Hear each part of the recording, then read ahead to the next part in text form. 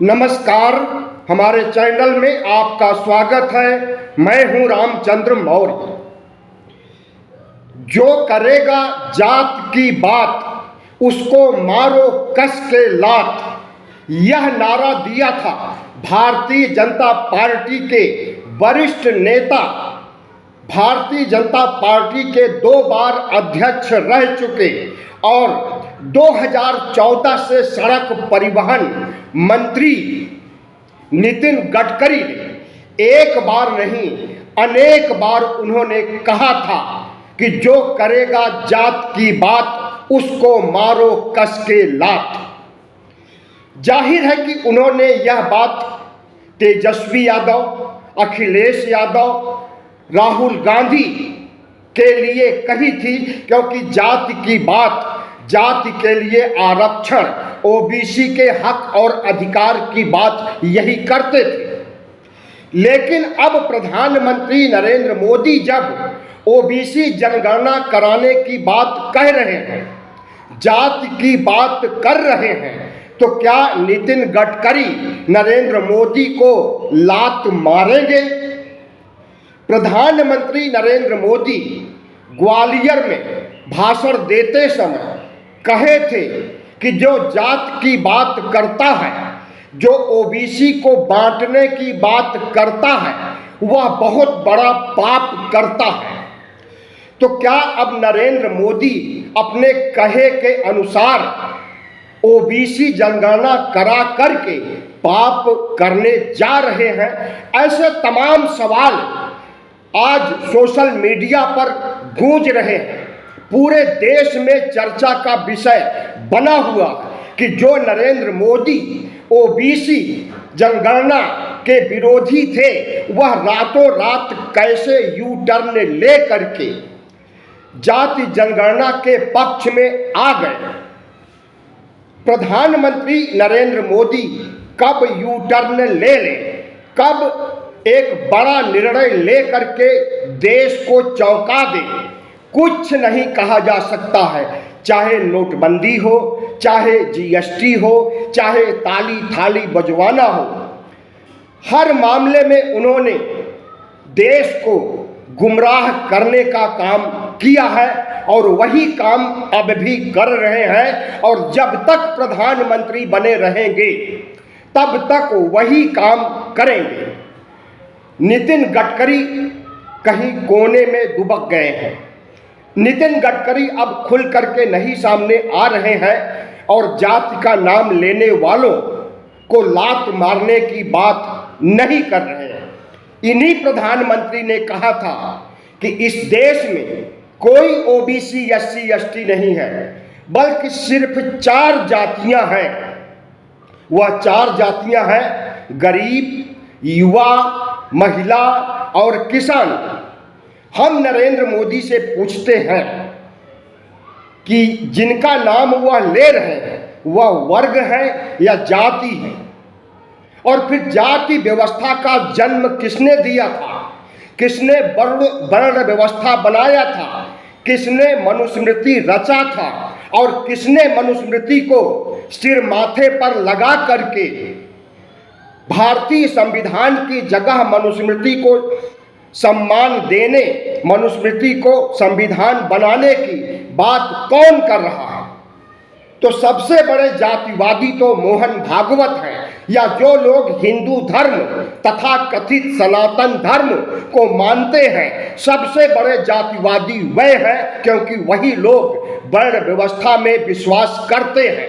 और जो लोग वर्ण व्यवस्था में विश्वास करते हैं वही लोग सत्ता में हैं और वही लोग ओबीसी को हमेशा नीच, अछूत, गरीब बनाए रखना चाहते हैं। इसलिए उनको हक अधिकार देने के नाम पर कुछ भी नहीं कर रहे हैं। और राहुल गांधी ने जब यह संकल्प कर लिया कि वह ओबीसी को उनका हक अधिकार दिला करके रहेंगे, संसद से सड़क तक जब उन्होंने आवाज बुलंद की, तब नरेंद्र मोदी को लगा कि उनका 80-20 का खेला अब नहीं चल पाएगा और राहुल गांधी जिस मुद्दे को उठा रहे हैं वह मुद्दा इतना बड़ा व्यापक है कि उनका 80-20 का खेला, उनका हिंदू मुस्लिम का खेला उसके सामने फ्लॉप हो जाएगा। तो राहुल गांधी के मुद्दे को उठा करके नरेंद्र मोदी ने जिस तरह से स्वीकार कर लिया है और जिस तरह से वह ओबीसी जनगणना की बात कर रहे हैं, तो इस पर राहुल गांधी ने सवाल उठाया है कि यह स्वीकारोक्ति जो अश्विनी वैष्णव उनके मंत्री ने किया है कि जाति जनगणना कराई जाएगी मुख्य जनगणना के साथ, तो कब कराई जाएगी, इसकी समय सीमा कब है।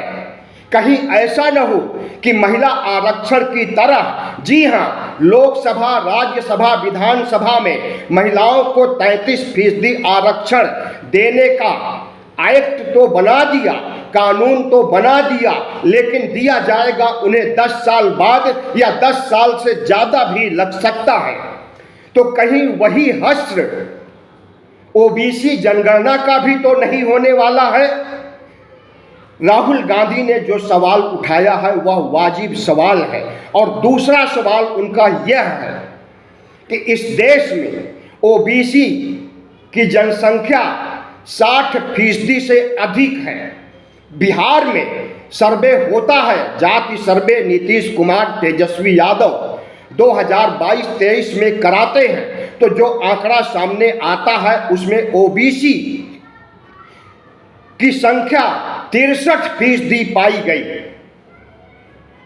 और 63% संख्या के लिए 65% उसमें एससी और एसटी को जोड़ करके 65% आरक्षण देने का मन बनाया नीतीश कुमार ने। 10% उसमें ऊंची जातियों के गरीबों के लिए जोड़ दिया, कुल 75% आरक्षण हो गया।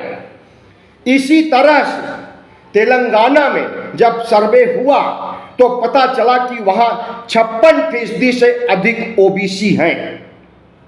इसमें मुस्लिम भी शामिल हैं, करीब 10% मुस्लिम ओबीसी हैं। तो 56% तेलंगाना में, 63% बिहार में। अगर राष्ट्रीय स्तर पर जनगणना कराई जाए तो हमें लगता है कि 55 के ऊपर और 60 के आसपास ओबीसी अकेले की जनगणना में संख्या का पता चलेगा। और अगर ओबीसी 55% से अधिक है, 60% या इसके आसपास है, तो क्या ओबीसी को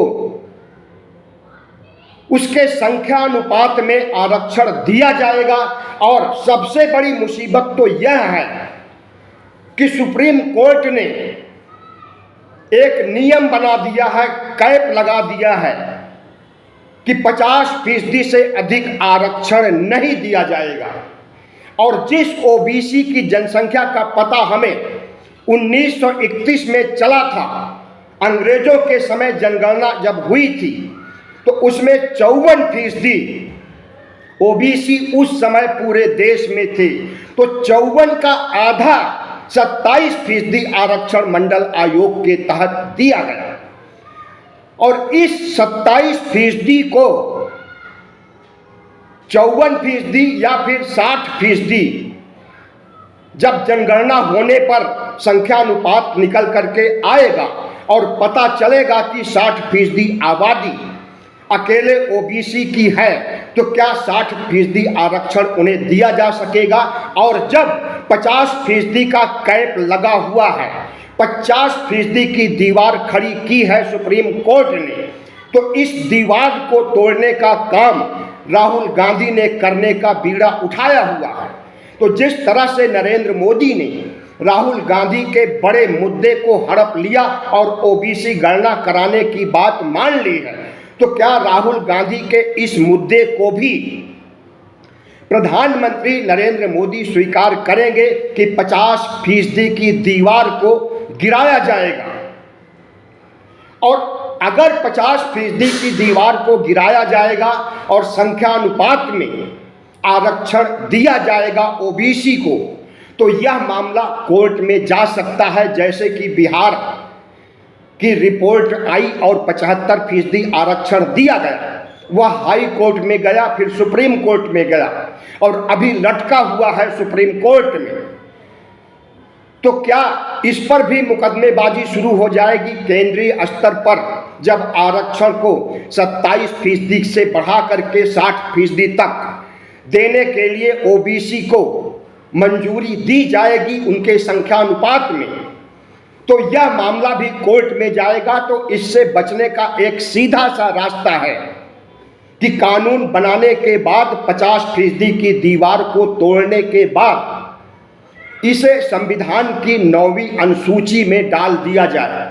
जो मामला या जो एक्ट अनुसूची 9वीं अनुसूची में जाता है उस पर सुप्रीम कोर्ट या कोई भी कोर्ट मुकदमा नहीं चला सकता है, सुनवाई नहीं कर सकता है, निर्णय नहीं दे सकता है। तो राहुल गांधी की मांग है कि ओबीसी जनगणना के बाद ओबीसी को 50% से अधिक या जितना संख्यानुपात हो उतना आरक्षण दिया जाए, उसके बाद इसे संविधान की 9वीं अनुसूची में डाला जाए। तो राहुल गांधी की एक बात तो मान लिया कि ओबीसी जनगणना कराएंगे, तो क्या 50% की दीवार तोड़ने का काम करेंगे? क्या 9वीं अनुसूची में डालेंगे? और अगर ऐसा करेंगे तो क्या संघ, आरएसएस, मोहन भागवत इजाजत देगा? संघ वर्ण व्यवस्था का पैरोकार करता है। संघ मनुस्मृति के आधार पर इस देश में शासन करने, राज चलाने के पक्ष में है। तो क्या संघ चाहेगा कि ओबीसी, जिसे शूद्र कहा गया है, जिसे नीच कहा गया है, क्या नीच को, शूद्र को इतना बड़ा अधिकार संघ देने देगा मोदी को? यह एक यक्ष प्रश्न है जो पूरा देश पूछ रहा है आज प्रधानमंत्री नरेंद्र मोदी से, मोहन भागवत। और दूसरा सबसे बड़ा सवाल है कि सरकारी क्षेत्रों में कितनी नौकरियां होती हैं? जो नौकरियां होती हैं उन्हें भरा भी नहीं जा सकता है और भरा भी नहीं गया है, और 30 लाख से अधिक बैकलॉग खाली हैं। 30 लाख से अधिक नौकरियां राज्य सरकार और केंद्र सरकार के अधीन खाली हैं। उन्हें इसलिए नहीं भरा जा रहा है कि आरक्षण देना पड़ेगा। और निजी क्षेत्र में ओबीसी, एससी, एसटी की भागीदारी ना के बराबर है, 0% है। तो क्या निजी क्षेत्र में आरक्षण देने की शुरुआत नरेंद्र मोदी करेंगे, जिसकी मांग राहुल गांधी अरसे से करते आ रहे हैं? और लोकसभा चुनाव 2024 में बढ़ चढ़ करके उन्होंने इसकी मांग की थी।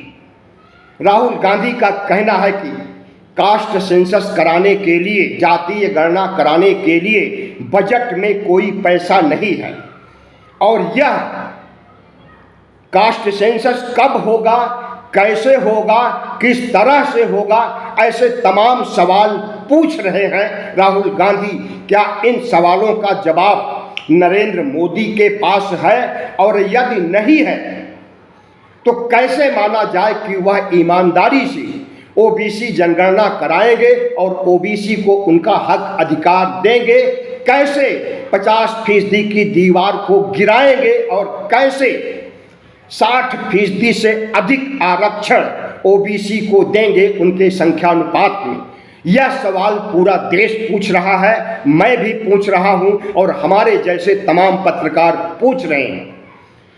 प्रधानमंत्री नरेंद्र मोदी को इसका जवाब देना चाहिए। धन्यवाद। वीडियो अच्छा लगा हो तो सब्सक्राइब कीजिएगा, लाइक कीजिएगा और शेयर कीजिएगा, ताकि ओबीसी, एससी, एसटी समाज तक हमारी बात पहुंच सके। धन्यवाद।